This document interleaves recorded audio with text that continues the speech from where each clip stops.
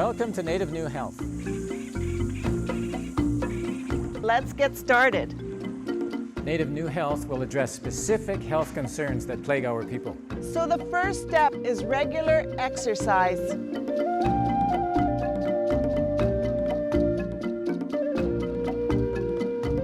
Oh, don't try this at home. It's up to you what you like to put on, but it's very simple and quick.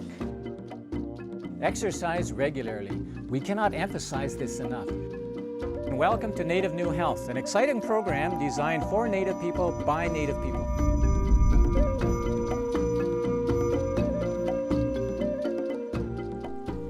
Welcome to a new episode of Native New Health. I'm Edward Dunn.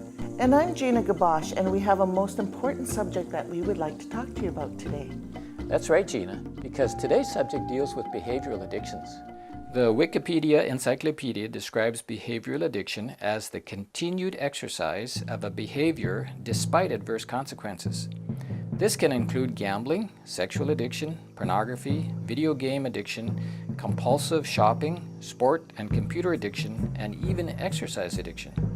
Yes, Ed, habits and patterns associated with behavioral addictions typically are characterized by immediate gratification or short-term reward, coupled with delayed effects or long-term costs.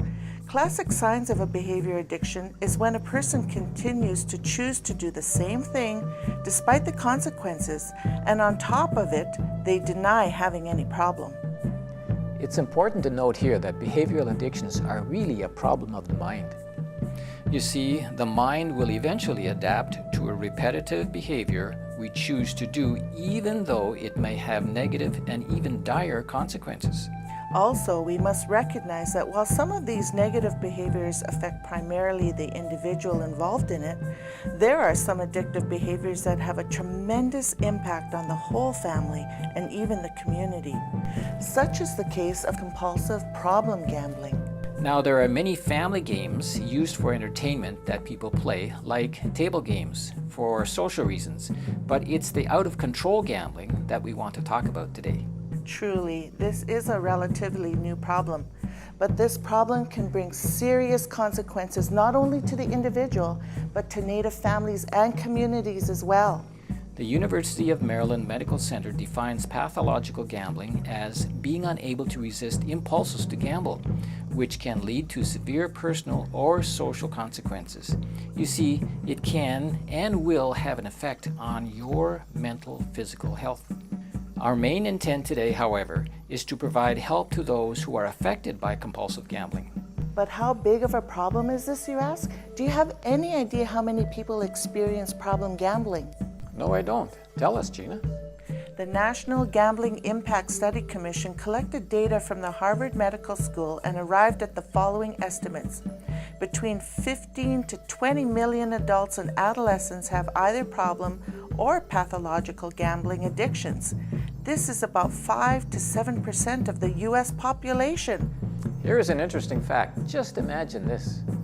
If you take 15 million people and place them in an average-sized NFL football stadium that holds about 70,000 people, you could fill approximately 214 stadiums to capacity with problem and pathological gamblers in the United States alone.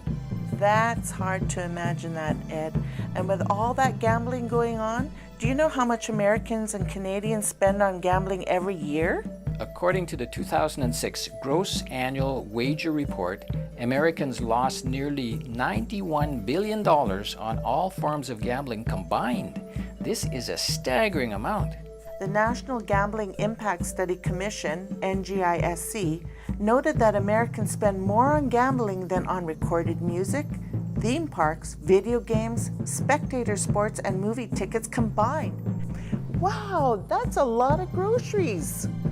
It is worth noting here that the arrival of casinos into many of our reserves and reservations has contributed in providing schools, hospitals, and jobs. However, it would be a disservice to ignore the negative effects that out-of-control gambling has also brought on our reservations and reserves. So let's continue to explore this important addictive behavioral health issue. The Canadian Public Health Association has adopted the position that the expansion of gambling is a public health issue and that the work must be done towards minimizing gambling's negative impacts while balancing its potential benefits. A recent report commissioned by the Canadian Gambling Association found that Canadians lost $14.5 billion playing slot machines, buying lottery tickets, and placing bets on the track in 2006. That's a lot of money. The sad thing is that our Native communities, both in the United States and Canada, are particularly affected by gambling.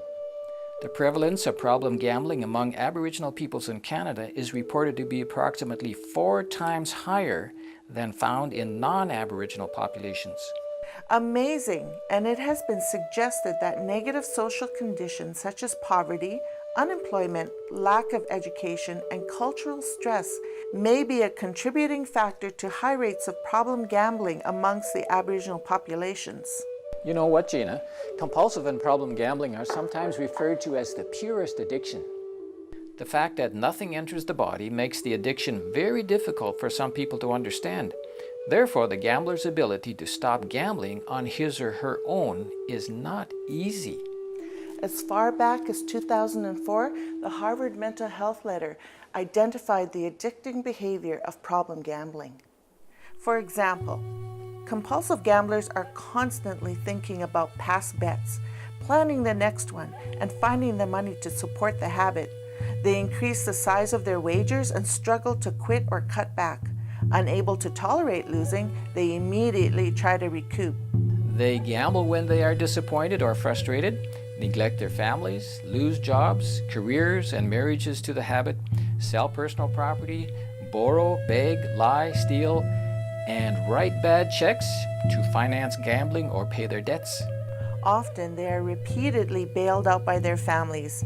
It is a real problem for the entire family. Out-of-control gambling is on the rise. It's now recognized as a psychiatric disorder and a challenge for mental health treatment. You see, problem gambling is not just about losing money. Gambling problems can affect a person's whole life.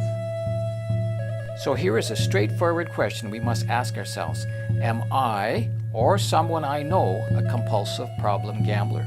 People with gambling problems are found in all age groups, income groups, cultures, and jobs. Here are some typical behaviors that spell out a problem gambler. Let's take a look. Gambling is a problem when Gets in the way of work, school, or other activities, harms your mental or physical health, hurts you financially, damages your reputation, causes problems with your family or friends. Do you know anyone like that? Yes, I do. But you know, when it gets really bad, it turns into harmful gambling. Which means you have started to lie about your gambling or keep it a secret, lose track of time and play for longer than you meant to, feel depressed or angry after gambling, spend more money than you planned or more than you can afford, ignore work and family responsibilities because of gambling, borrow money or use household money to gamble, chase your losses to try to win back your money, believe that gambling will pay off in the end, see gambling as the most important thing in your life, use gambling to cope with your problems or to avoid things, have conflicts with family and friends over gambling, ignore your physical and emotional health because of gambling. Friends, what we need to recognize is that out-of-control problem gambling is an addiction that is not only hurting the gambler, but the whole family and the community around them.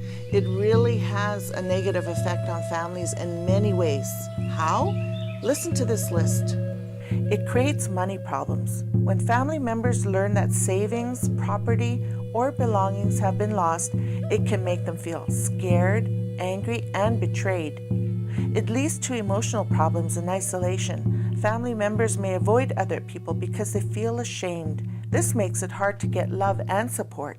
It can also lead to physical and mental health problems for the person who gambles and for the family. These can include anxiety, depression, and stress-related problems such as poor sleep, ulcers, bowel problems, headaches, and muscle pains. Does that sound familiar? Many families under stress have trouble coping. When a parent or caregiver has a gambling problem, children can feel forgotten, depressed, and angry. Unfortunately, family violence is more common when families are in crisis. Gambling problems can lead to physical or emotional abuse of a partner, elder parent, or child. If this is happening in your family, please get help right away. Friends, the result of problem gambling could also cost someone's life because it could spiral into anxiety and severe depression. You see, many people who gamble feel guilty, stressed, anxious, and depressed. This can make sleeping, thinking, and problem solving more difficult. It is a fact that rates of suicide are higher for people who gamble excessively and even for their family members. According to the National Council on Problem Gambling, approximately 1 in 5 pathological gamblers attempt suicide. The council further notes that the suicide rate among pathological gamblers is higher than for any other addictive disorder. Imagine that. A survey of nearly 400 Gamblers Anonymous members revealed that 66% had contemplated suicide, 47% had a definite plan to kill themselves, and 77% stated that they have wanted to die. You don't have to deal with your problems alone. There is help available to you right now. Talk to someone you trust, like a friend or a spiritual advisor. You'll be glad you did. If you have any of these difficulties, get help right away. Call the number on the screen or speak to your family doctor or other healthcare professional. A gambling counselor can make sure you get the help you need. So why don't we take a closer look at how problem gambling is treated? Most treatment for problem gambling involves counseling, step-based programs, peer support, medication, or a combination of these. Counseling can be very valuable because it can help people understand why they gamble, so they can stop, cut down, or change their gambling. In most areas, an agency that offers specialized counseling for problem gambling is available close to home. In Canada, for example, the Ontario Problem Gambling Hotline, 1-888-230-3505, can link people to the support and resources they need. It is open 24 hours a day. Gamblers Anonymous, or GA, is a commonly used treatment for gambling problems. Modeled after Alcoholics Anonymous, GA uses a 12-step model that emphasizes a mutual support approach. Gamblers Anonymous, like Alcoholics Anonymous, has undoubtedly transformed many lives. To help in the recovery, they established a practical questionnaire that helps identify a problem gambler. You can find this by calling them or going to the internet. We will provide you with that information a little later on at the end of the program. But now, let's look at a good possible solution. Again, Gamblers Anonymous provides a 12-step recovery program which is fundamentally based on ancient spiritual principles and rooted in sound medical therapy. The best recommendation for the program is the fact that it works. Here are the steps in a program of recovery. We admit we are powerless over gambling and that our lives have become unmanageable. We have come to believe that a power greater than ourselves can restore us to normal way of thinking and living. We have made a decision to turn our will and our lives over to the care of this power. We have made a searching and fearless moral and financial inventory of ourselves. We admit to ourselves and another human being the exact nature of our wrongs. We are entirely ready to have these defects of character removed. Humbly ask our Creator God to remove our shortcomings, make a list of all persons we have harmed and become willing to make amends to them all. Make direct amends to such people wherever possible, except when to do so would injure them or others. Continue to take personal inventory, and when we were/are wrong, promptly admit it. Seek through prayer and meditation to improve our conscious contact with God as we understand Him, praying only for knowledge of His will for us and the power to carry that out.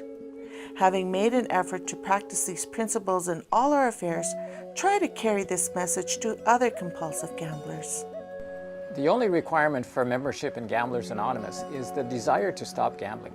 And another successful method of treatment is peer support. With the advancement of online gambling, many gamblers experiencing issues use various online peer support groups to aid their recovery. This protects their identity while allowing them to attempt recovery on their own. Now, let's hear from our expert friends. I like to think that a person who has good mental health can cope with the stresses of life. Everything's not going to go well for everybody. We're all going to have disappointments and heartaches, and we're all going to be scared of certain things, but basically, a person with good mental health can bounce back in crisis.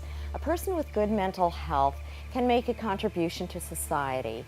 They can be creative. They can take the bad things that happen to them and turn them into good. And they can have enough self-control, self-discipline to say no to things that will take away their possibility of making good decisions in such things as addictions. And so they can be free from things that will pull them down, skew their thinking so that they can't make good choices in life. There are many kinds of addictions. Some are like drugs, affect our bodies, but others just affect our minds and the choices we make. And we can become addicted to things like lust, pornography, gambling is a big one. And basically it's the idea that if you can just do it one more time, you're going to have that pleasure, you're going to have that sense of euphoria, you're going to make that $1 million, and it's never enough. That's what addictions basically is. Whatever you're doing, it's never enough. So you have to come back to it again and again and again.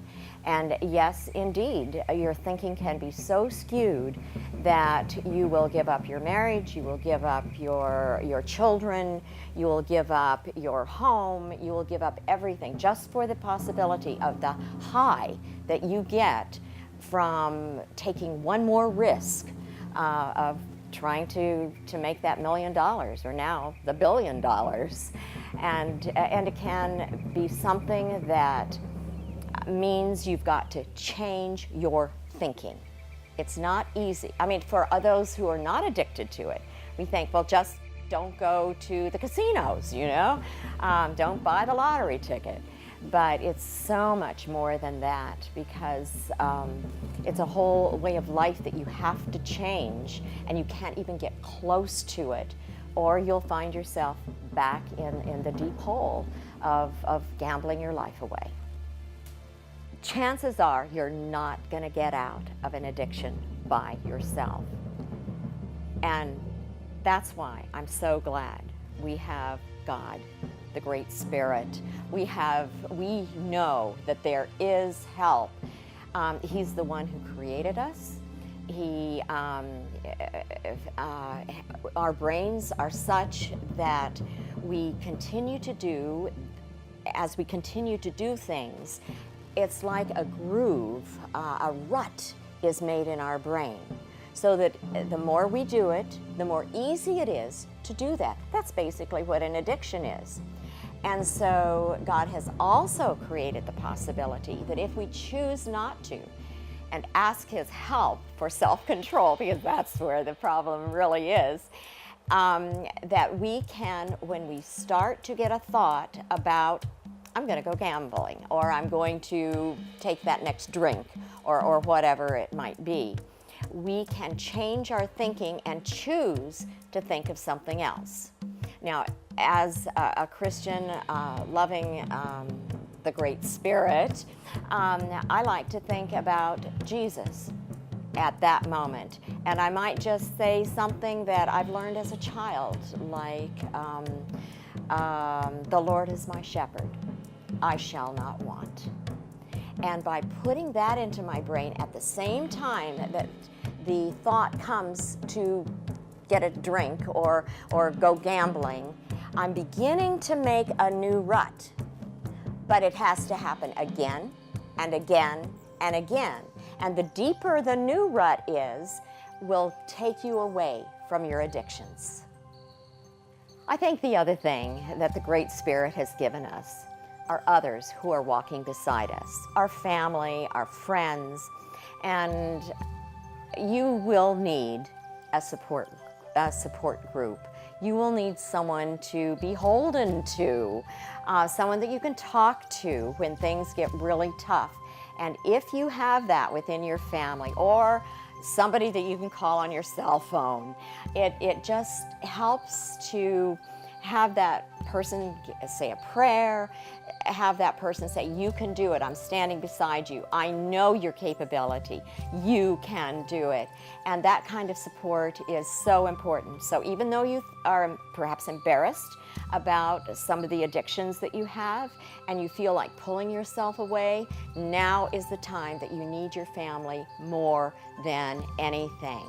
Get the help you need to in order to bring that family closer together, because there may be some hard feelings because of your behavior before, but they can be healed. The important thing is that your support system knows that you're serious about this. And with the Great Spirit's help, you're going to beat it. As we look at behavioral addictions, we know that there are many other addictions out there, such as sexual addictions, pornography, video games, and computer addictions, eating addictions, and so much more. when they get out of hand, they can all bring serious consequences and devastating results in the lives of our people, mentally and physically. That's right, Gina. But we must recognize that there are deep underlying reasons why these addictions do happen. You see, we know that we all have a need to be loved, appreciated, valued, respected, and given hope for the future. Sadly, this often is not the case in the lives of many of our Native people. That's very true.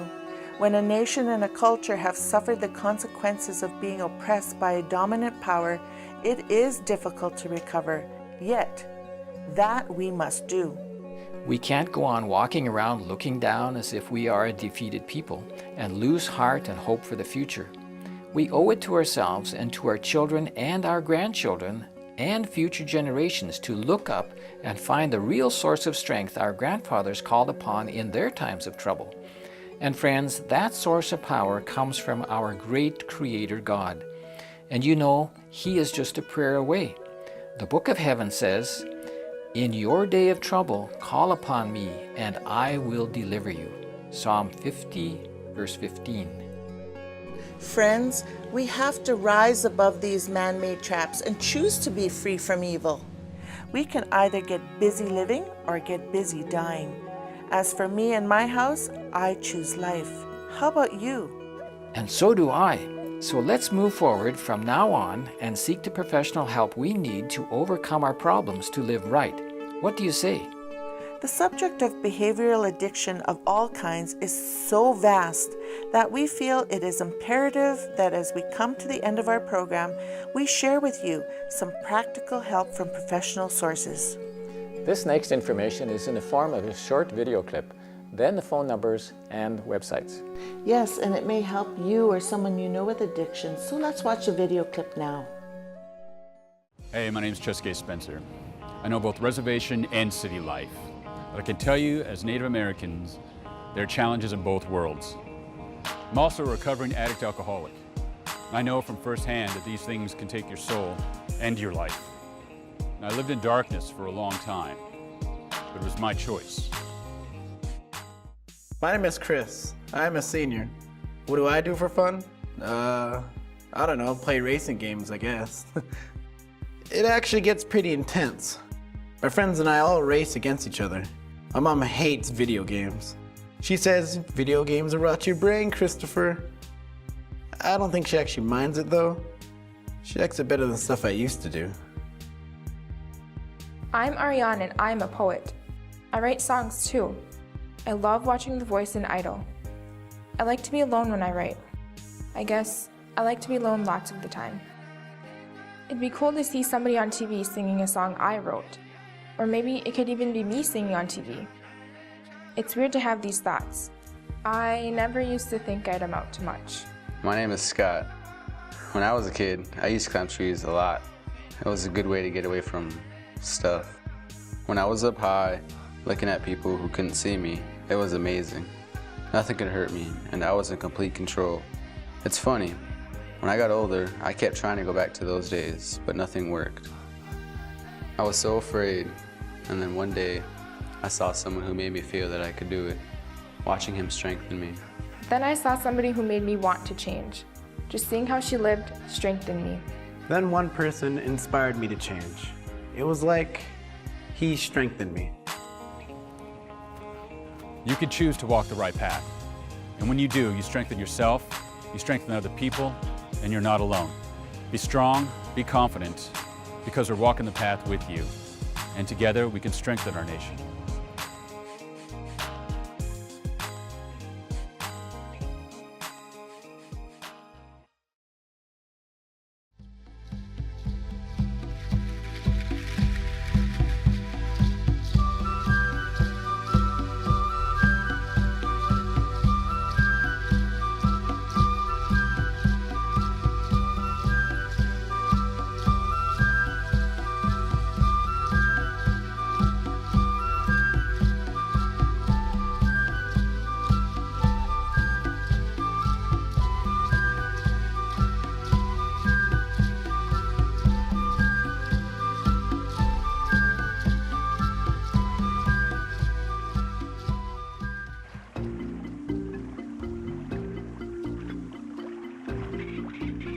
As you can see, friends, there's a lot of help out there available for you or someone you know. Well, Ed, even though we have a vast amount of information we could share with our viewers, it's time to go. Yes, friends, it's time to go. And until we meet again, we'll see you on another episode of Native New Health.